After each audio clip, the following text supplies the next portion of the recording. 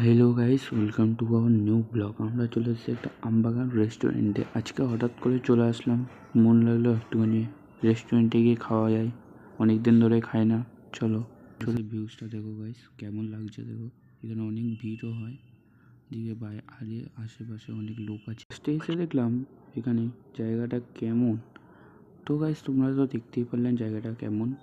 এবার আমি চলো যাওয়া যাক, এক জায়গায় বসে পড়ি, ওখান থেকে এবার তোমাদের ভিউটা দেখাই। তো আমি বসে পড়েছি টেবিলে, এবার ভিউটা দেখো।